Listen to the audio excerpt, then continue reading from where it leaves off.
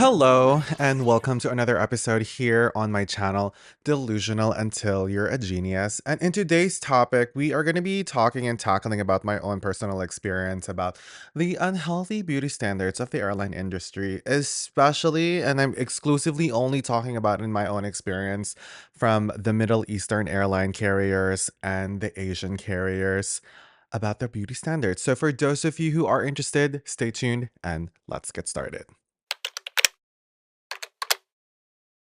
So, for those of you who don't know me, by the way, my name is Paolo Gonzalez. I am a digital content creator. I'm also a digital marketing agency founder, and I talk about everything business, career, lifestyle, money, and everything delusional. And yes, I was a former flight attendant from one of the Middle Eastern airline carriers, Qatar Airways to be specific. And I'm saying this and I'm coming forward about this now, and it took me so many years to overcome and talk about my experience. Number one, I was learning to cope and overcome the pressures and opinions of other people, especially the ones that I met and know. And after I left my previous company, I didn't really use much my previous career to capitalize and monetize my digital and my social media endeavors. But after I saw a few people on my Facebook talking about how the airline industry impacted their mental health when it comes to body image, and I really wanted to share this because I myself had the firsthand experience and how this affected me so much, also in the age of social media.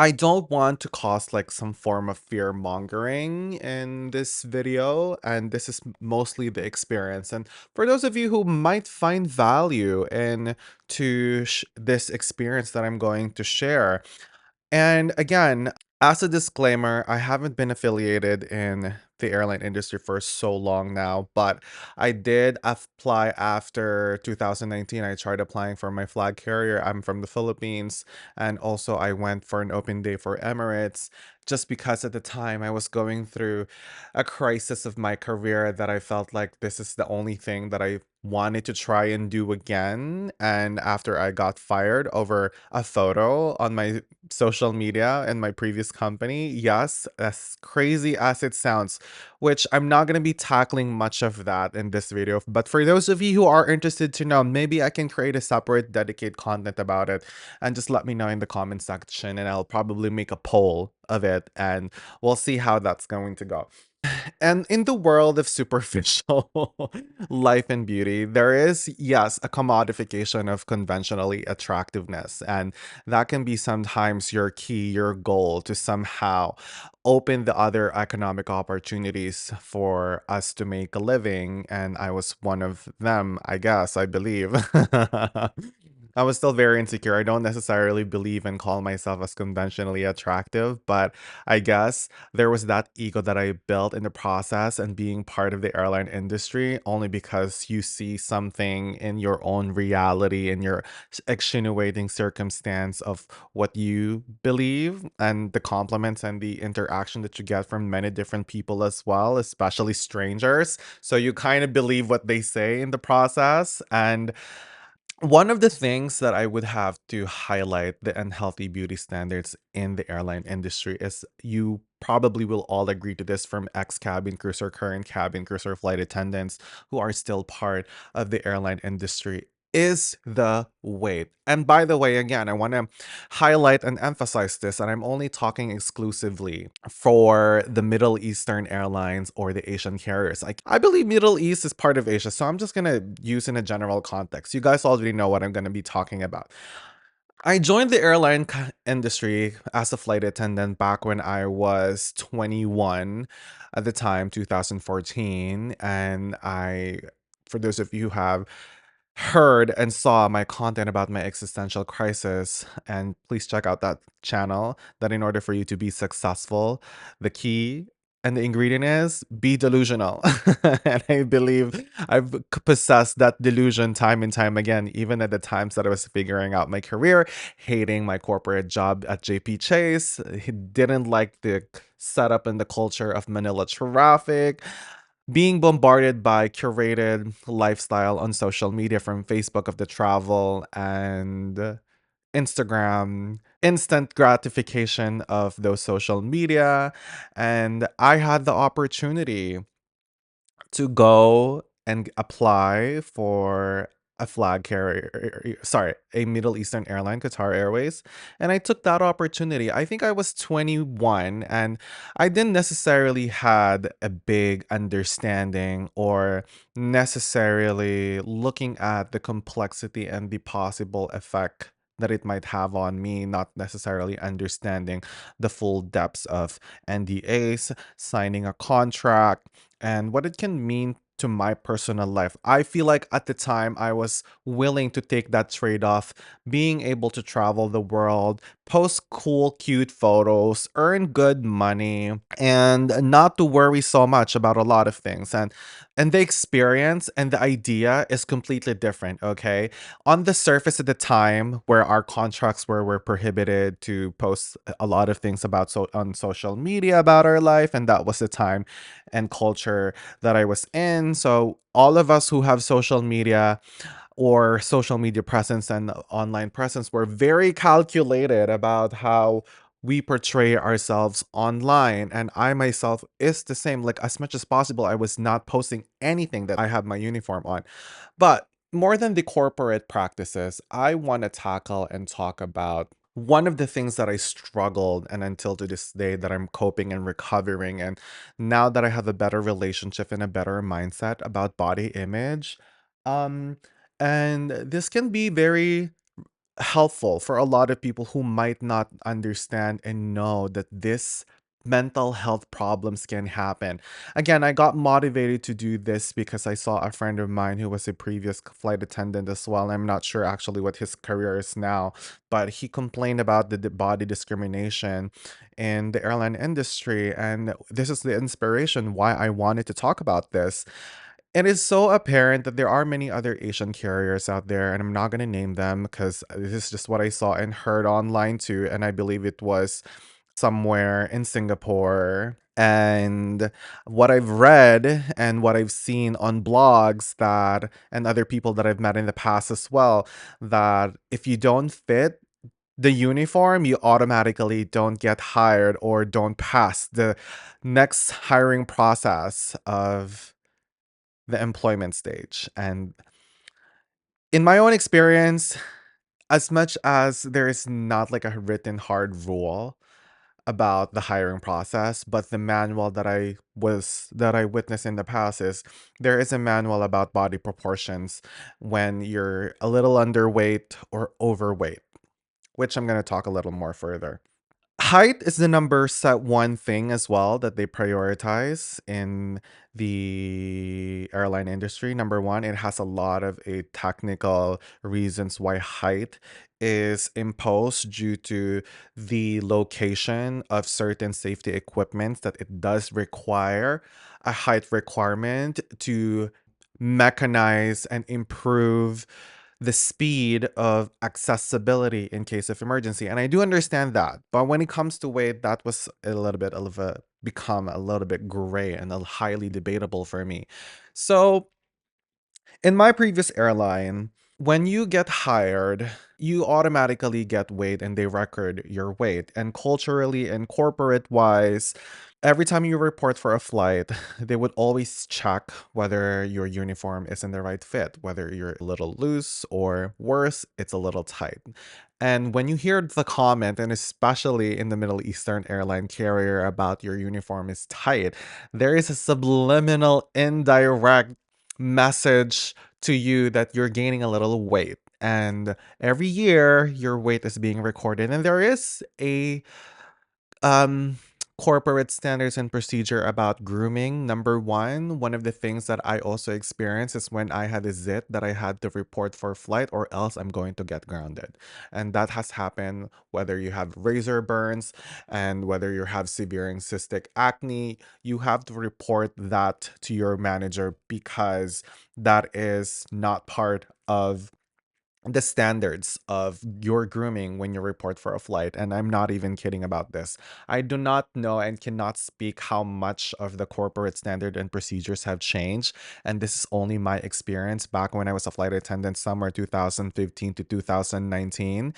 And that took a lot of mental toll on my physical and my mental being, okay? And the reason that I say this because these standards and cultural practices in the corporate setting or in that company, where culturally weight is a normalized conversation. And I remember the times that every time I report for a flight that I would ask my colleagues if I gained weight, am I look fat, and vice versa.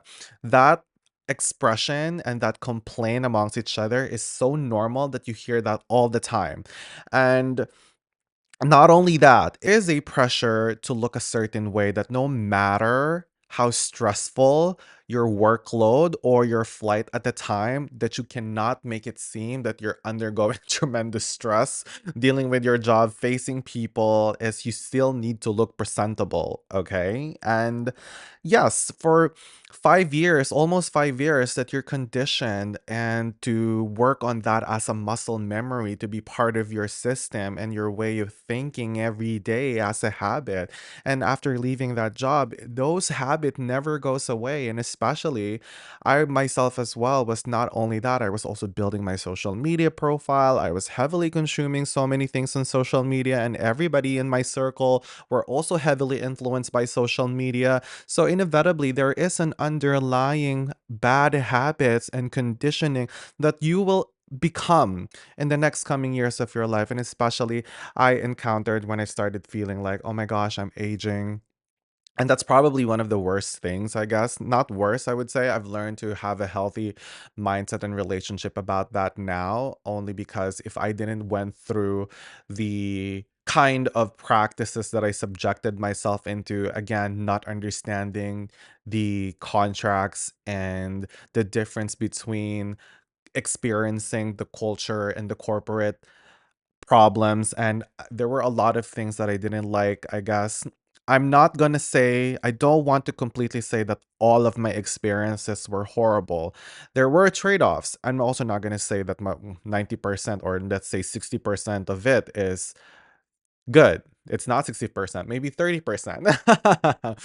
Because I feel like the 30% good was I was really able to travel the world. I was able to learn the horrible practices and be woke about modern type of labor laws that exists and privacy data. And I did talk about my experience back in the past, how I got fired, but I didn't like the at the time I was not mentally mature and prepared enough to entertain the type of attention that I was getting from, especially when there is a journalist already who is doing a deep dive write or cover for this, and I was not in the right mindset and maturity to tackle and handle those type of attention that I feel like I'm much more confident to talk about and come forward with it now. And it affected my life so much, especially in my early 20s, again, especially from somebody who is suffering and suffered with body dysmorphic disorder or body image his entire life. And the number one thing that I was having a hard time dealing with is my weight. And I did a video about my experience on GLP-1. And this all stems because not only culturally in the Asian cultures that weight is a kind of a normalized subject and a normalized conversation that you always hear from your relatives, and then it makes it worse when you're in a work environment that also impose and implements to be mindful about your physical appearance. And I'm only speaking to a point of view from a male standard, which can also be very different for a lot of females, because I also wanted to mention about plastic surgery. I had my nose done and my nose job because at the back of my head, I felt like this is going to advance in my career. I'm going to perform better. And yeah, there were a lot of mental development that I somehow learned and overcame because of the amount of attention and the amount of praise and compliments that I was getting in my own experience. And I suffered so much, not so much. I don't want to make it seem that it's so vile or so horrible, but when I was on Instagram trying to build my social media presence, there was less blur or disconnect with my reality and my virtual life presence online. And I never expected that that would have a drawback after. And that I had to learn to deal and overcome, especially that is not a career anymore or an identity that I was used to. And again, I talk about so much identity, especially for a lot of crews that I met who have been in that career for more than a decade of their life. It is only inevitable that you do something long enough, there is going to be an identity attached to who you are. And that was my experience for almost 5 years working for that company. And it is, in a way, that because of my exposure with newer and becoming an advocate of mental health as well and uncovering all these issues that I developed over the years, that I feel like I needed to do some service to so many different aspiring cabin crews out there who's fighting for this job, that you cannot let your job define who you are. And when you stumble and succumb to the pressures of constantly being mindful about how you look, especially your weight and the other people around you, that there is people out there who went through that situation in becoming part of the airline industry. And there's so many more nuances, I guess, because there's a lot of dilemmas that I encountered, especially I felt like there was a form of exploitation just because I know for a fact that there are dedicated Instagram pages for good looking or traditionally conventional attractive cabin crews that they will feature you in their page, and this is a collection from many different airlines and cabin crew hotties. Oh my god. Yeah, there are dedicated cabin crew pages only for conventionally attractive cabin crews. And, at the time, um, especially when you're young and you are affiliated with all these type of more than the monetary and the ability to travel, is when you're still insecure and you're still finding and defining who you are, you can get lost in this. And I also wanted to actually tackle, because a lot of people probably don't talk about this, but this is also the kind of disparity pay when it comes to the gender in the airline industry, especially again in the Asian industry, is, at least in my own experience, grooming is part of your job description, okay? And grooming also entails that you need to invest and spend on hair care products, skincare products, and it can be a little bit different for women because they have more extra layers to groom themselves when it comes to their makeup, foundation, their eyeliners, mascara, lipstick, nails, their stockings and their pins, then that if you realize or compute the additional cost it takes to maintain and sustain one of the requirements to fulfill and abide by the standards and procedure, that it can rack up a bill. And it's not the same for the males, that for males a hair gel or a hair pomade and a good set of skincare is good enough, and a sunscreen at least, to maintain that grooming when reporting for work. And a lot of women are subjected into these practices and subliminal and hidden costs that can rack up a bill in your pay monthly. And I am only speaking and only sharing this because I also had my scary moments about my own body image, that there was a time when I was pressured because I was also hustling more than ever after I had my nose job, that I was getting into many different commercials, and I was like spreading myself too thin at the time, or I was trying to get some Instagram jobs. And there was a time that you're normally gonna get this comment a lot about weight. And back when I was in college and I was trying to get some different auditions, and it's something that you hear a lot. So a lot of that I thought that it was so normal, that it was just okay, it was standard practice. And in the airline industry, again, plastic surgery, in relation to what I'm going to say about weight, is also a normal thing. I think it's very common for you to encounter women who had their boobs done, or their breasts done, or a nose job, a lip filler, and anything else. And at the time, BBL was also becoming a thing, and a lot of people that I know have had some work done. At least 90% of the ones that are conventionally attractive have had some work done. And again, at the back of your head, you felt like that was normal.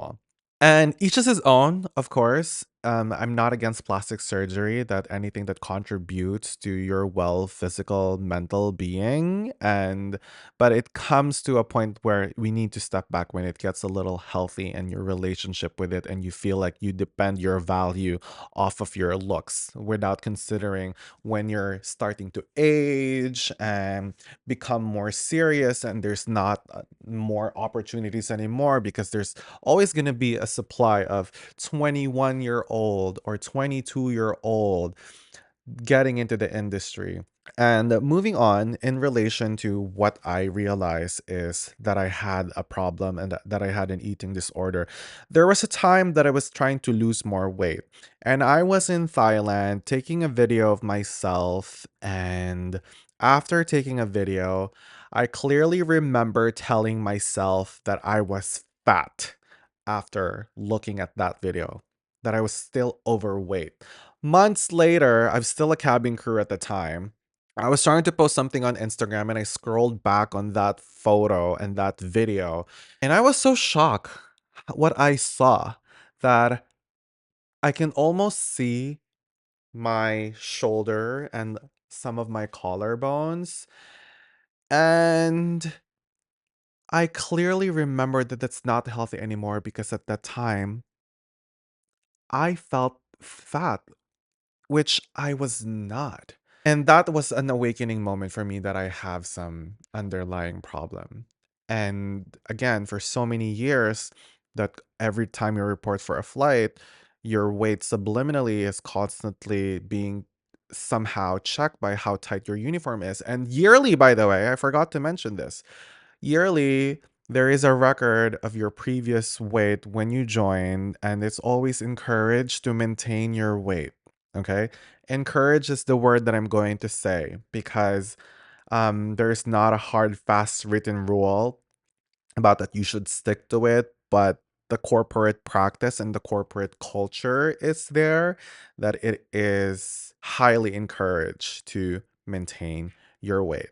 So, for those of you who are listening to this, and for those of you who are, I don't know the kind of corporate cultural culture, how different it is now compared before, but this was my experience, and this is what I had to go through, the normalization of the beauty standards in the airline industry. And clicks within the airline industry happens too, okay?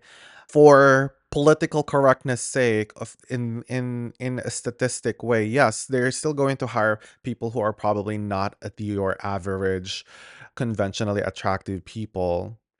I guess, I don't know, just because for them to say that they are inclusive and diverse, which clearly, when you look at the majority of the population and the standard of the cabin crew, they're pretty not, okay? You're gonna encounter a lot of these carriers who look the same, like clones of each other. And I remember the day and time that I was in a briefing room, and I was sitting right next to a Malaysian colleague of mine, and I was like, having this conversation of myself, it's like I am talking to myself, because I'm looking at a person who looks exactly like I am at the time.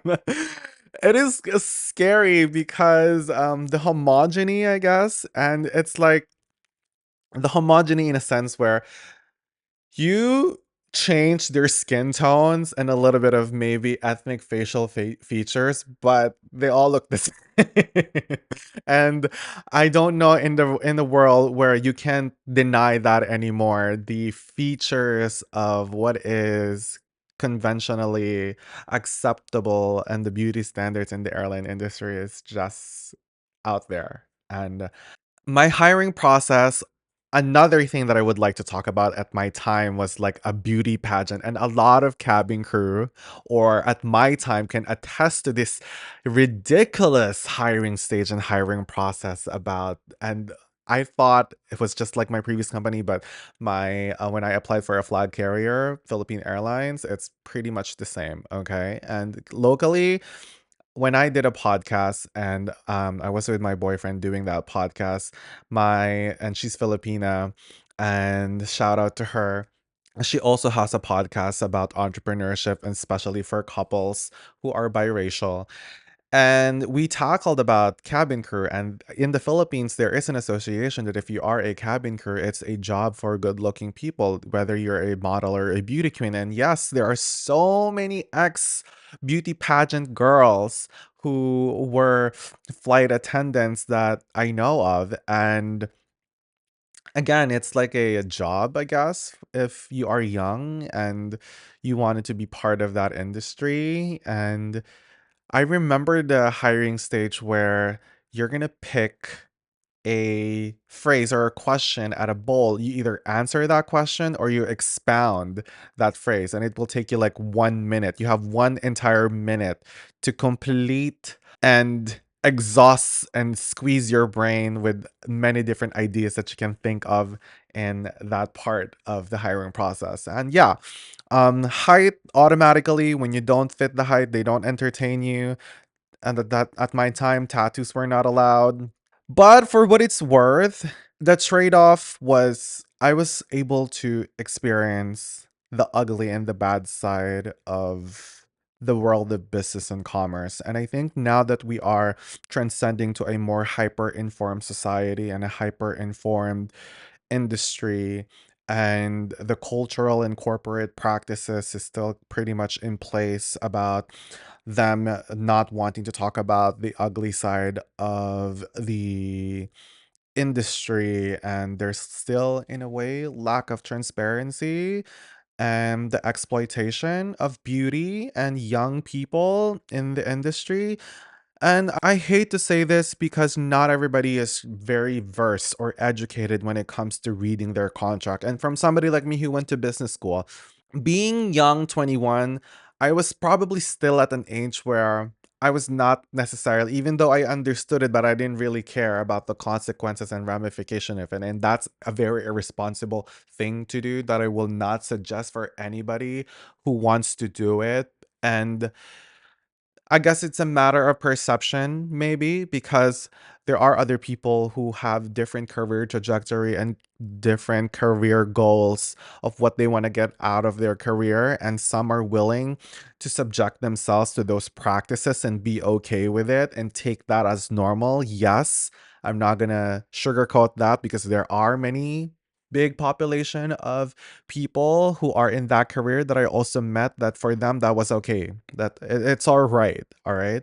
That trade off and that subjugation of that practices was just part of life. And that's probably the podcast for today. And let me know for those ex crew and cabin crews who are aspiring to become a cabin crew that this is a topic that a lot of you have to be aware, or at least in my time, or if these practices are still pretty much evident in today's standards of beauty and practice in the airline industry, that these conditions can exist. And for males out there, right? Okay, I never expected that body dysmorphic was also such a thing for a male, only to find out that at least 30 to 40% of the population, of the general population, that males also experiences body dysmorphic disorder. And it requires help and proper guidance to navigate mental health problems and dilemmas. And I wish this can be an educational content for you guys. So let me know your thoughts in the comment section down below and what practices are still evident in the airline industry from your respective carriers. And let's have a conversation. Don't forget to follow me on my social media accounts that I'll be flashing here on the screen, that you'll also find in my description box down below. And have a nice day. Please don't forget to subscribe, and see you in the next. Goodbye.